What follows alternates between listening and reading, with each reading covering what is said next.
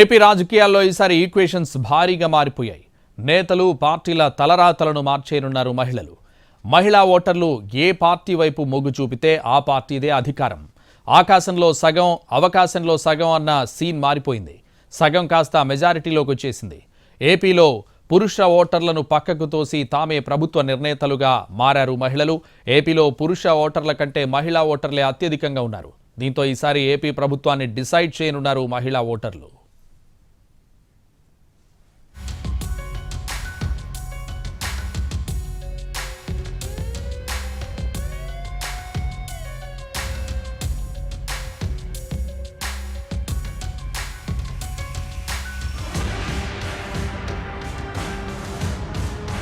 రెండు 2024 ఓటర్ల తుది జాబితా విడుదల చేశారు రాష్ట్ర ఎన్నికల అధికారి. దీని ప్రకారం రాష్ట్రంలో త్వరలో జరగనున్న అసెంబ్లీ, లోక్సభ ఎన్నికల్లో మహిళా ఓటర్లే ప్రభుత్వాన్ని నిర్ణయించనున్నారు. రాష్ట్రంలో మొత్తం 4,08,07,256 మంది ఓటర్లున్నారు. వీరిలో పురుష ఓటర్ల సంఖ్య 2,74,322 అయితే మహిళా ఓటర్ల సంఖ్య 2,07,29,452. ట్రాన్స్జెండర్ల ఓట్లు 3,482 ఉన్నాయి. ఏకంగా 24 జిల్లాల్లో మహిళలదే పైచేయిగా ఉంది.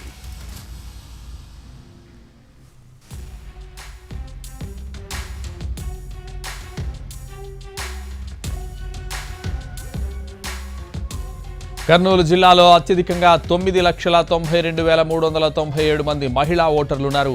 అత్యల్పంగా అల్లూరి సీతారామరాజు జిల్లాలో 3,83,640 మంది మహిళా ఓటర్లున్నారు. రాష్ట్రంలోని 2 జిల్లాల్లో మాత్రమే పురుష ఓటర్లు అధికంగా ఉన్నారు. శ్రీకాకుళం, ప్రకాశం జిల్లాల్లో పురుష ఓటర్లు మహిళా ఓటర్ల కంటే అధికంగా ఉన్నారు.